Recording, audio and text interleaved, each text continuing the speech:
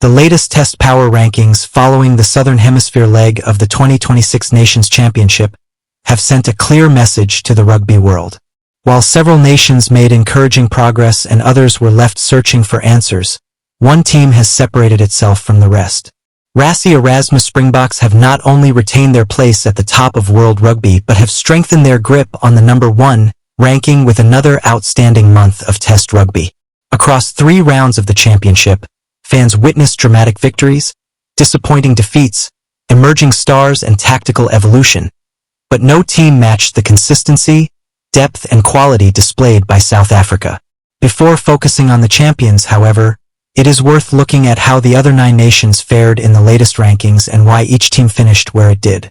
Coming in at number 10 are Wales, who may not have enjoyed the results they hoped for, but can still point to genuine signs of progress under head coach Steve Tandy. Their campaign opened with an important victory over Fiji, giving Welsh supporters renewed optimism after a difficult period.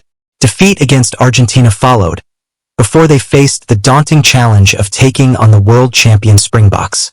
While the loss to South Africa was comprehensive, it also showed that Wales are becoming more competitive compared to previous meetings, particularly after suffering a far heavier defeat against the same opposition last year.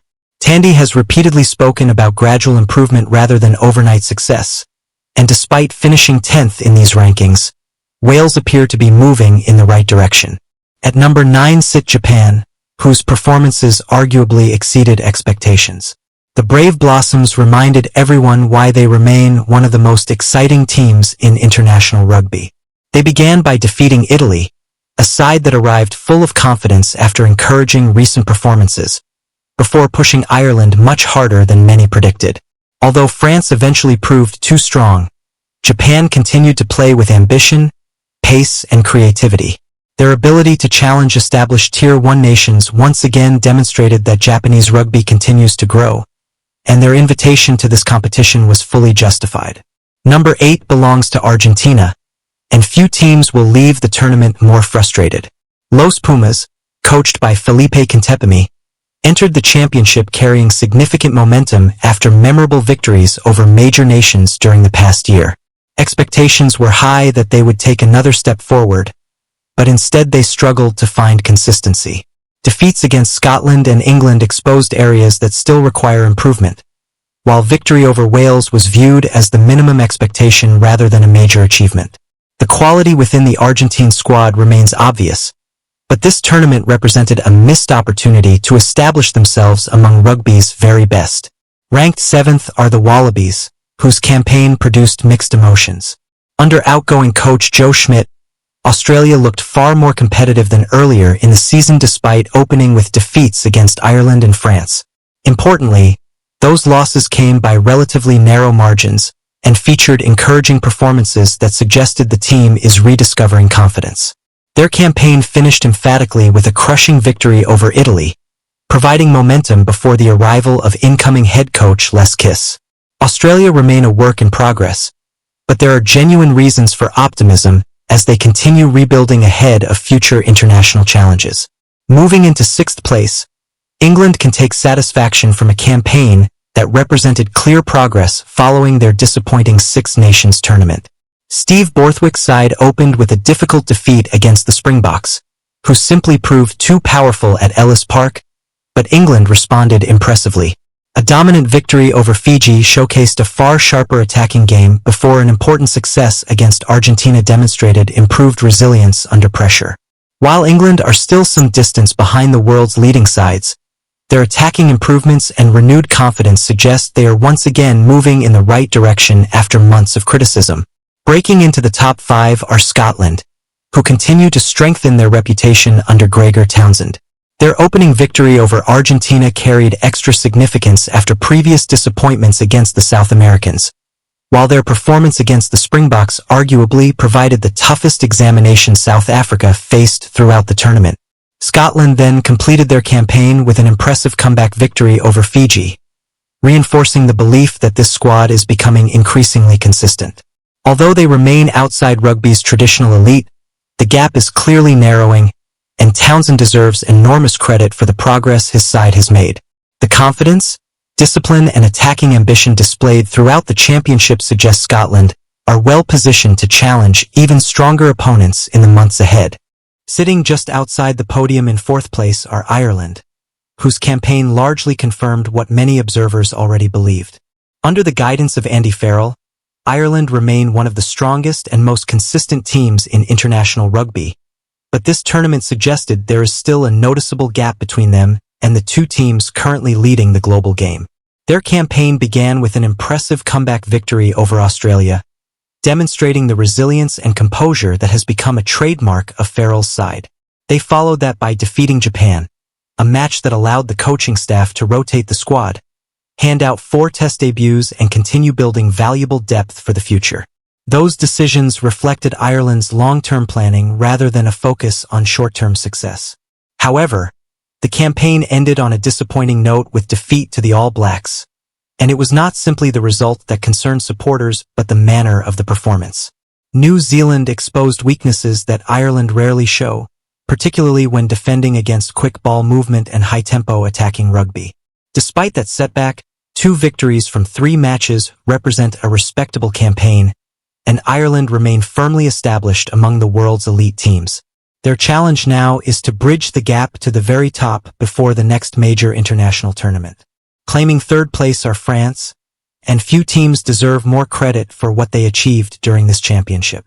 Before the tournament even began, much of the discussion centered around the star players who had been left at home rather than those traveling with the squad. Missing world-class names such as Antoine Dupont, Louis Bielbayri, Thomas Ramos, Francois Cross, and Charles Olivon would have weakened almost any international side. Yet Les Blues once again demonstrated the extraordinary depth of French rugby. They comfortably defeated Australia, overcame a spirited Japan, and pushed the All Blacks all the way in what proved to be one of the highest quality matches of the championship. While they ultimately fell short against New Zealand, the overall performance of the squad silenced many critics who questioned whether France could compete without their biggest stars. Instead, they showed that the production line of talent within French rugby remains one of the strongest in the world. As those established stars return later in the season, France will almost certainly become an even greater threat to every nation they face. At number 2 are the All Blacks, and it is difficult to imagine a more impressive start for new head coach Dave Rennie. Replacing a previous coaching regime always brings pressure, but Rennie has wasted little time introducing a fresh identity built around speed, ambition, and attacking intent. The transformation has been obvious throughout the tournament. A convincing victory over France was followed by another dominant performance against Italy, before the All Blacks produced arguably their finest display by defeating Ireland with authority. Across the 3 tests, they scored an incredible 121 points, averaging more than 40 points per game, highlighting the effectiveness of their new attacking philosophy.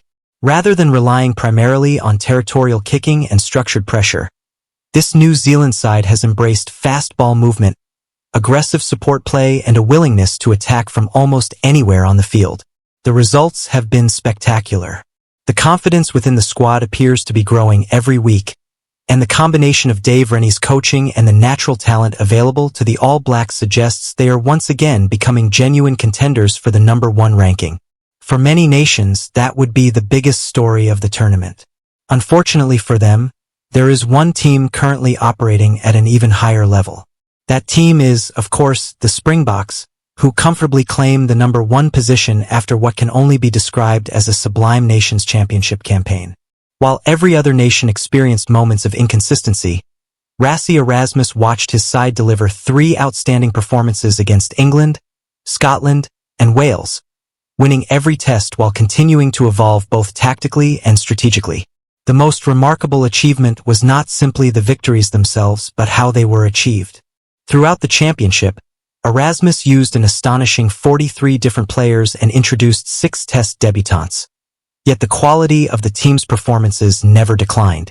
In most international squads, that level of rotation would inevitably weaken results, but the Springboks looked every bit as dominant regardless of who was selected. That depth has become the envy of World Rugby and is perhaps South Africa's greatest competitive advantage.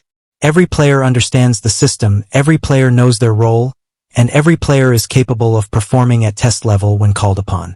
The statistics underline just how dominant the Springboks were throughout the competition. They averaged more than 43 points per test, scored over 40 points in all 3 matches, and conceded only 49 points across the entire championship. Those numbers gave them both the tournament's most effective attack and its strongest defense, a combination that explains why analysts now describe them as the most complete team in international rugby. For years, opponents feared the Springboks because of their overwhelming physicality, dominant scrum, powerful maul, and uncompromising defense. Those traditional strengths remain as formidable as ever, but under Rassie Erasmus, the team has added an exciting attacking dimension that has transformed the way they play. Their willingness to move the ball quickly, attack from broken play, and exploit space out wide has made them significantly less predictable. They are no longer simply a team that overwhelms opponents physically. They now possess the creativity and speed to punish teams in multiple different ways. What makes these achievements even more impressive is the context in which they were accomplished. The Springboks entered the championship without inspirational captain Siya Kolisi, while several experienced double Rugby World Cup winners were also unavailable through injury. Many teams would struggle under those circumstances, but South Africa hardly missed a beat.